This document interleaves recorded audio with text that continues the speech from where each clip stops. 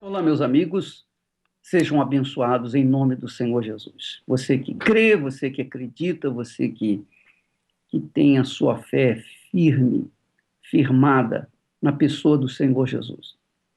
Nós, ultimamente, temos falado de Jacó, das suas conquistas e da campanha que nós estamos vivenciando, quando Jacó lutou com o anjo de Deus.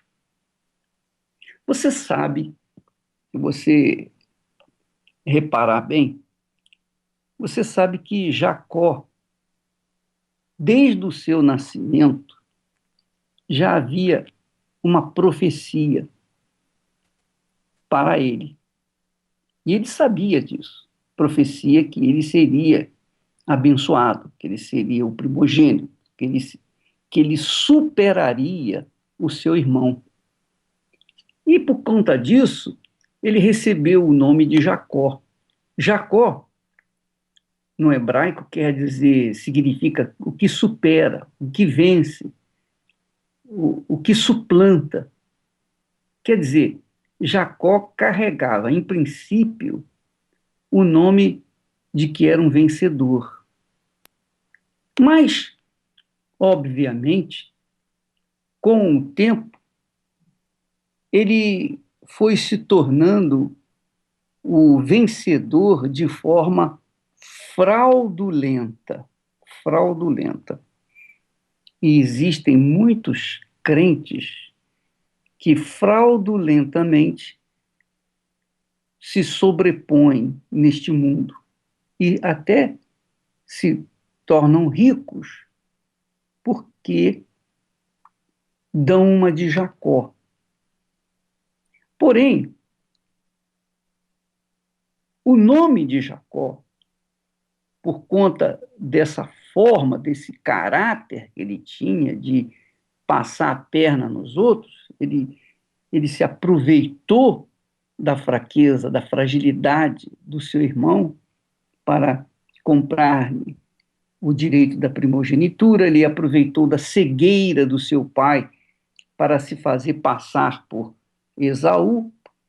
Ele também se aproveitou para enganar seu sogro e fez com colocar varinhas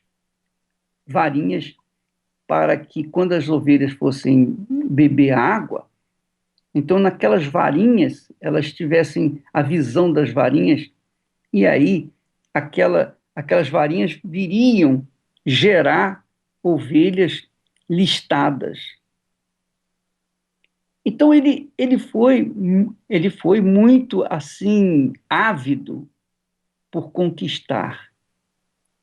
Mas ele já tinha a promessa de Deus. Já havia uma promessa para ele. Mesmo assim, Jacó viveu, carregou o estigma do seu nome, que, entre outros, significava ou significa enganador. Enganador. Ora, mesmo assim, Jacó saiu da casa do seu pai, fugido do seu irmão, e só trouxe apenas um cajado e um pouquinho de azeite. Saiu, como dizia, fugido, depressa, porque ele tinha medo que seu irmão, muito mais forte do que ele, viesse matá-lo. Agora, o importante, minha amiga, meu amigo, que nós aprendemos muito com Jacó, é que, apesar de ser um homem próspero, rico, não é? De ser um homem muito abençoado, porque ele tinha muitas ovelhas, ele tinha muitos filhos, ele tinha 4 mulheres. Ele, apesar dele ter muitas coisas, o número que ele possuía era grande, mesmo assim, ele trazia dentro de si um terror, um desespero, um medo um pavor, um pavor. Essa é a realidade. Jacó tinha pavor de ter que se encontrar com seu irmão. Por outro lado, ele estava saindo da terra onde ele cresceu a sua riqueza, ele fez a sua riqueza. Ele não podia ficar mais lá, a terra onde ele havia se casado, etc. E agora ele, a caminho da terra do seu pai, ele tem que se encontrar com seu irmão. E ele, o pior, em dado momento, ele soube que o seu irmão vinha ao seu encontro com 400 homens armados. O pavor dele, que já era enorme, cresceu muito mais. Ele ficou desesperado. E no seu desespero, ele apelou para Deus. Ele não podia apelar para mais ninguém. Ele não tinha com quem contar naquele momento. Que é a situação de muitas pessoas que estão vivendo numa situação em que elas não têm para onde correr. Elas estão acuadas num beco sem saída. Essa é a realidade. Então, a campanha de Israel, essa campanha do Vale ou do Val de Jaboque, é para pessoas que estão nas mesmas situações, na mesma situação, na mesma condição de Jacó. De repente você diz, não, eu não sou rico, eu não tenho nada. Realmente. Mas talvez dentro de você esteja se passando, esteja acontecendo o mesmo que aconteceu com Jacó. Porque ele teve medo. Ele falou, ele confessou para Deus, eu tenho medo do meu irmão. Eu tenho medo dele. E o seu medo, o seu pavor era tão grande que ele dividiu o seu bando, quer dizer, dividiu tudo que ele tinha em 3 bandos. O pessoal, juntamente com camelos, com as ovelhas, etc., ele dividiu em 3 bandos.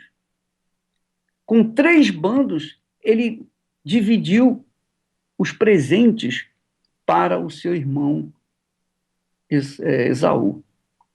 Porque é como diz a Bíblia, né?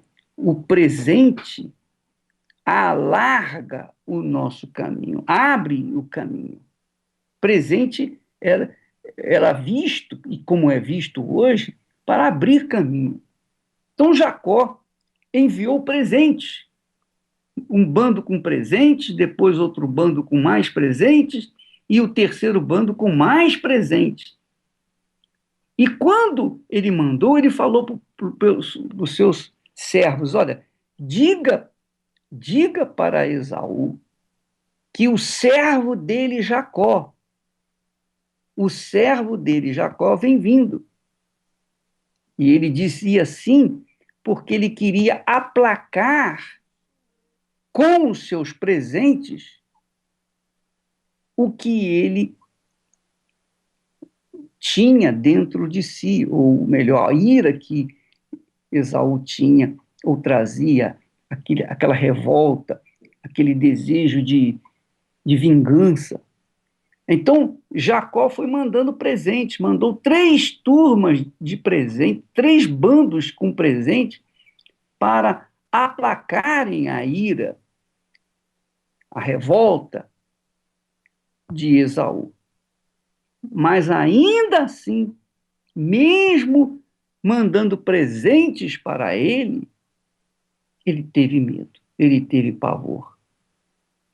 De forma que, naquela noite, ele tomou as suas 2 mulheres, suas 2 servas concubinas, tomou seus filhos e atravessou o val de Jaboque. O val quer dizer um riozinho bem rasinho, que todo mundo pode passar a pé. E passou tudo o que lhe pertencia. Tudo o que lhe pertencia. Ele enviou. Diz o texto lá em Gênesis capítulo 32 e versículo 23. Tomou-os e fê-los passar o ribeiro. Fez passar tudo o que lhe pertencia. ficando ele só. Ficando ele só. Então, Jacó ficou sozinho, sozinho. E, em dado momento, lutava com ele um homem até o romper do dia.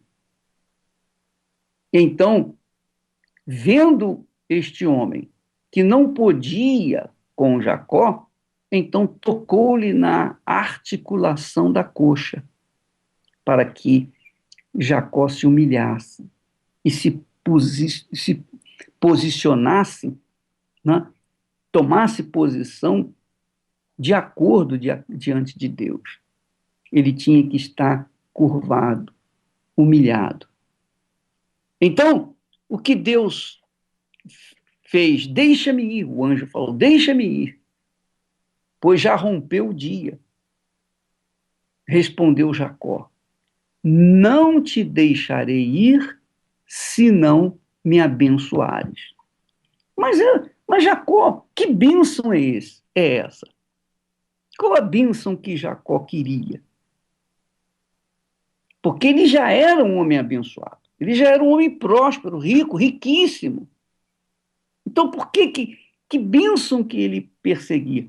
A bênção que ele perseguia, com certeza, era que Deus resolvesse esse problema entre ele e o seu irmão.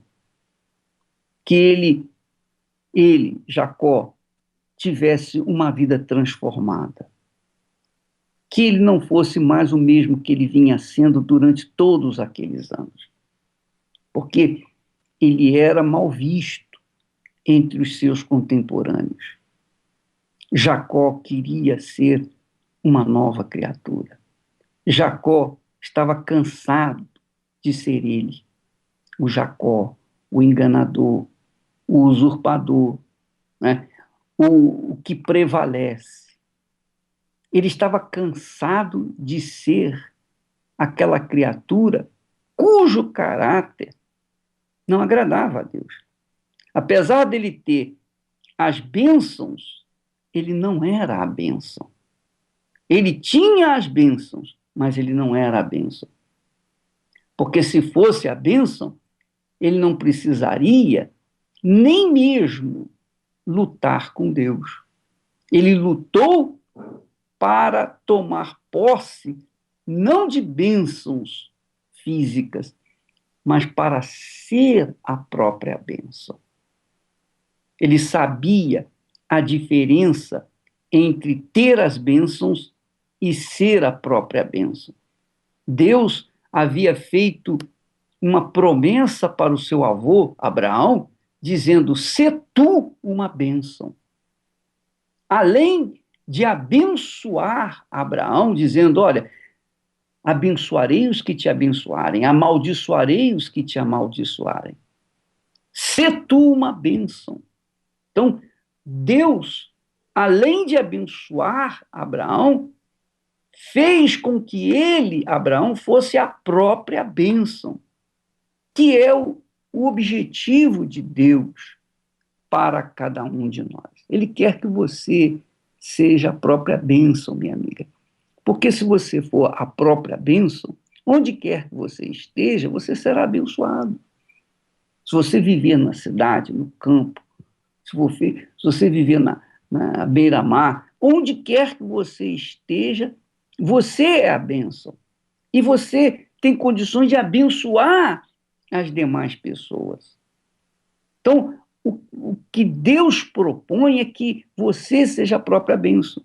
Quando uma pessoa é a própria bênção, ela sabe escolher, por exemplo, o seu marido ou a sua esposa. Ela sabe discernir entre o bem e o mal. Ela sabe se conduzir. Ela sabe fugir do mal. Ela antevém o mal e ela foge. Porque ela é a própria bênção. Isso significa, em outras palavras, nascer de novo. Isso significa ser uma nova criatura. Que foi o que aconteceu. Não te deixarei ir enquanto não me abençoares. E então, o anjo lhe perguntou: como te chamas? O anjo sabia qual era o nome dele, mas, mesmo assim, ele fez questão de enfatizar: como te chamas? Então, respondeu ele: por que perguntas pelo meu nome? Por que perguntas pelo meu nome? Quer dizer, em outras palavras, o senhor não conhece meu nome, o senhor não sabe quem eu sou? E então, quer dizer, ele estava desesperado. Ele estava lutando com Deus por tudo ou nada. Ele estava se lançando de corpo, alma e espírito. Ó oh, Deus, eu cansei de ser eu. É essa a minha leitura. Essa é a minha visão desse encontro de Jacó com o anjo. E então o abençoou ali mesmo. E então ele disse: já não te chamarás Jacó, mas Israel, pois como príncipe lutaste com Deus e com os homens e prevaleceste. É verdade, porque primeiro Jacó lutou com os homens e prevaleceu. Ele vinha prevalecendo desde jovem. Por isso o seu nome significava ou significa o que supera, o que vence, o que suplanta. Mas, por conta do seu caráter, ele tornou-se um enganador. Ele tornou-se um enganador. E por conta desses enganos, ele colheu também enganos. Porque o que a gente planta hoje, a gente vai colher amanhã. Isso não tenha dúvida. Tenha você ou não o Espírito Santo, tenha eu ou não o Espírito Santo, não importa. O que eu plantar hoje, eu vou colher amanhã. Se eu planto o que não presta hoje, amanhã eu vou colher o que não presta. Então, da mesma forma como Jacó foi enganador, ele também foi enganado. Ele também foi enganado. Foi enganado pelo seu sogro.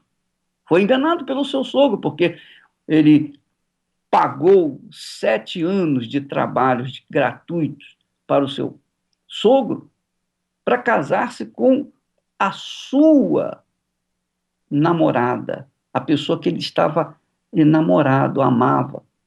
E, no entanto, na hora do casamento, ou na hora em que ele foi buscar a sua noiva, ele recebe quem?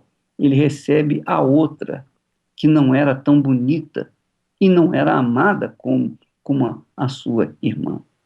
Ele foi e, ao invés de levar Raquel, ele levou Lia. Ora, minha amiga, meu amigo, isso significa dizer, o ensinamento que nós recebemos é o seguinte: não importa você ter a bênção, se você enganar, você vai ser enganado. Não importa haver uma profecia para você ser abençoado, mas se você for enganar, se você enganar, você será enganado. É o que a gente planta, é o que a gente colhe. A nossa semente determina os frutos amanhã.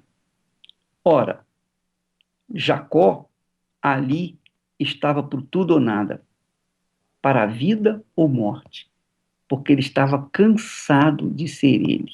Essa é a minha leitura desse texto de Gênesis 32. Ele estava cansado de ser ele. Cansado. Cansado de enganar e ser enganado. Cansado de iludir e ser iludido.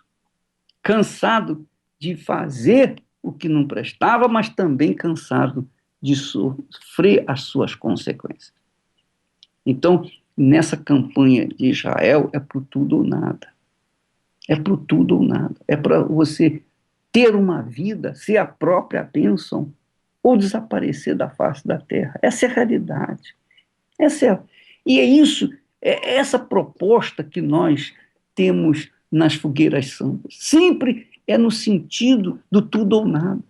Porque a pior situação é quando a pessoa fica em cima do muro. É uma pessoa que não é definida na sua fé. Não é definida.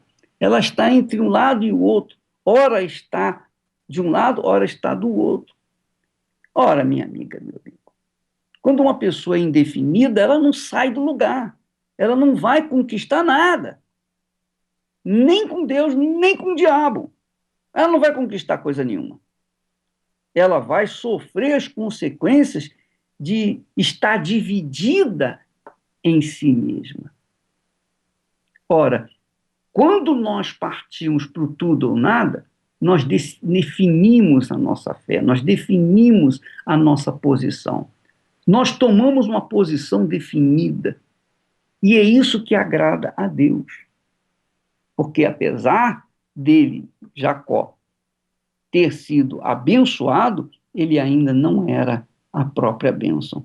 E ele buscou, correu, e ele lutou com Deus e tomou posse dessa bênção. Então, a partir dali, Jacó começou uma nova vida, porque ele já não era mais Jacó, mas Israel.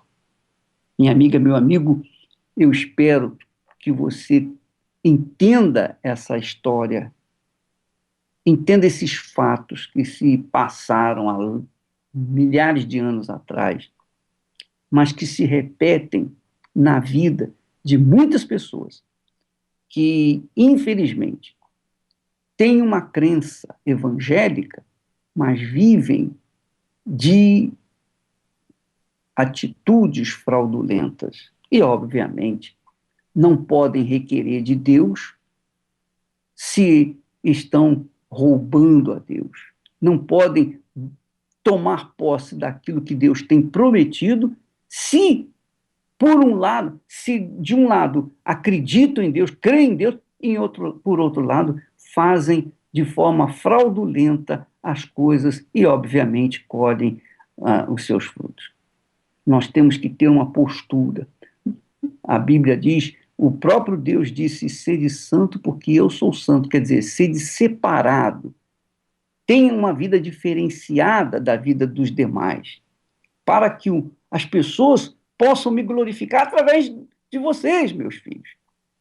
Então Deus tem esse interesse que nós tenhamos um caráter ilibado, para que então as pessoas possam ver em nós a imagem do Altíssimo. Vamos falar com meu Pai querido e amado, Deus de Abraão, Deus de Isaac, Deus de Israel.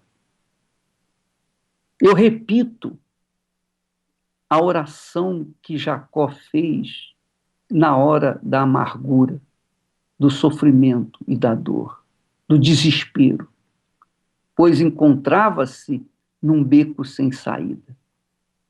E ele humilhou-se diante de ti, dizendo, Deus de meu pai Abraão e Deus de meu pai Isaque. Ó Senhor, que me disseste, torna a tua terra e a tua parentela, e te farei bem.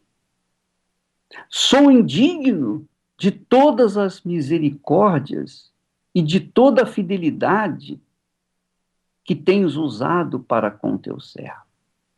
Pois com apenas o meu cajado atravessei este Jordão.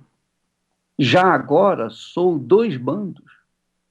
Livra-me das mãos de meu irmão Esaú, porque eu o temo, para que não venha ele matar-me e as mães com os filhos.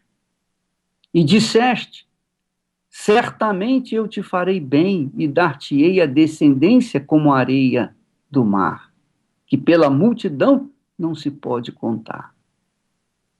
Meu Pai, nós também apelamos para ti neste momento, em favor de todo o teu povo, de toda a tua igreja, de todos os meus companheiros, de todos nós.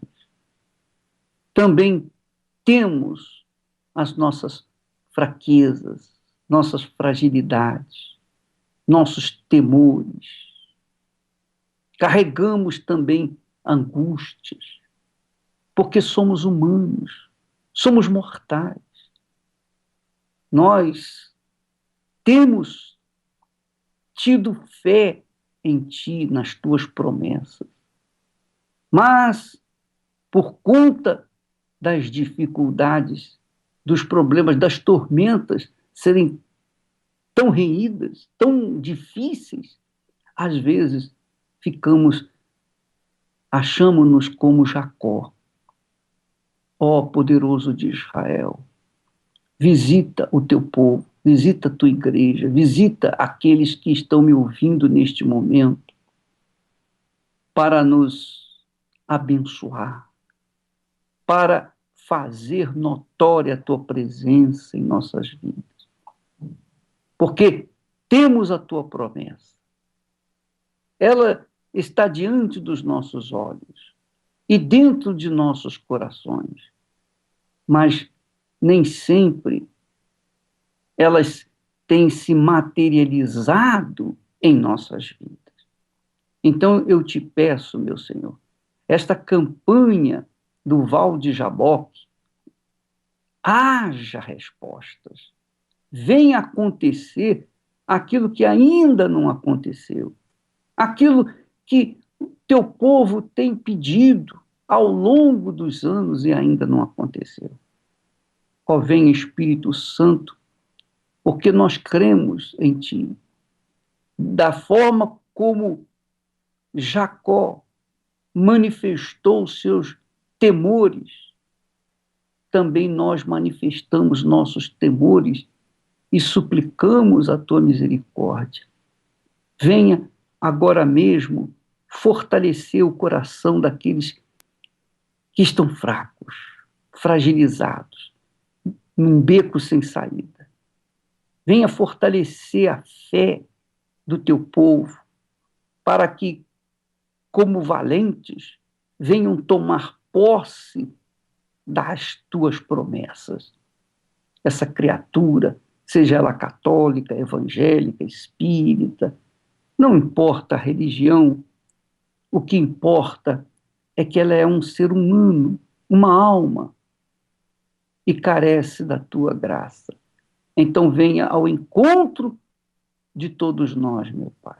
Eu te peço por toda a tua igreja, eu te peço, meu Senhor, cumpra-se as tuas promessas sobre os dizimistas da Igreja Universal do Reino de Deus, e fá-los ricos, prósperos, porque tu disseste, abrirei as janelas dos céus e derramarei bênçãos sem medida.